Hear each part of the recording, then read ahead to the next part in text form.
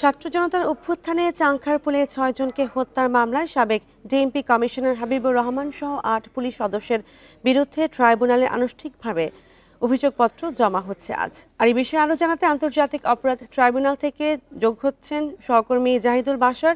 জাহিদুল বাশার, প্রতিবেদন কখন জমা হতে পারে আর তদন্তে কি উঠে এসেছে কিছু জানা গেছে কিনা? এই ঈদে জামা জুতো অ্যাকসেসরিজের ডিসকাউন্ট।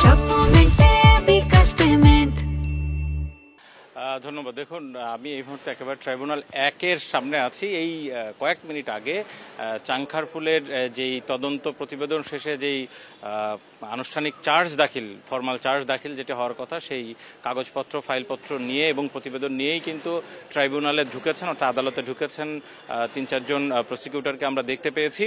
এবং এটি হতে যাচ্ছে এই জুলাই আন্দোলনের যে মানবতা বিরোধী অপরাধ, সেই অপরাধের কোনো মামলার এখন পর্যন্ত যে ২৪টি মামলা, সেটির কোনো একটির প্রথম চার্জ দাখিলের জন্য উদ্যোগ নেওয়া।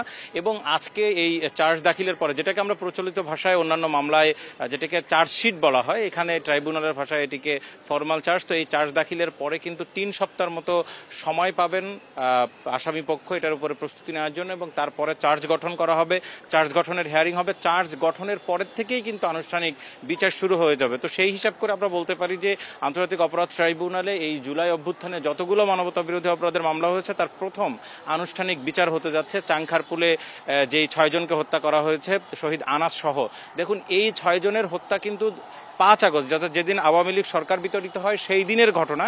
এছাড়া চাংখারপুলে আরও অনেকগুলো ঘটনা ঘটেছে, সেগুলো আলাদা আলাদাভাবে অন্যান্য মামলায় আসবে। শুধু এই যে ৬ জনকে হত্যা করা হয়েছে এবং এই অভিযোগ আনা হয়েছে কিন্তু পুরোপুরি পুলিশের গুলিতে।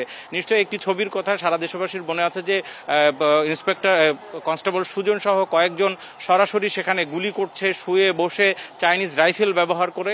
সেই বিষয়টি কিন্তু অভিযোগপত্রে এসেছে এবং সেই ভিডিও ক্লিপ, অডিও ক্লিপ সহ সবকিছু জমা দেওয়া হয়েছে।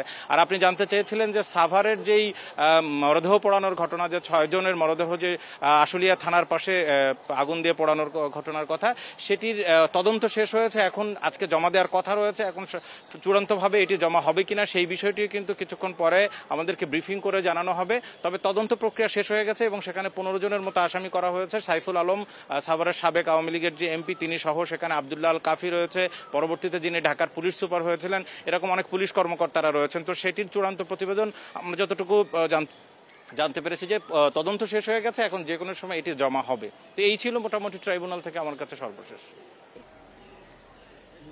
আন্তর্জাতিক অপরাধ ট্রাইব্যুনাল থেকে যুক্ত হচ্ছেন সহকর্মী জাহিদুল বাশার।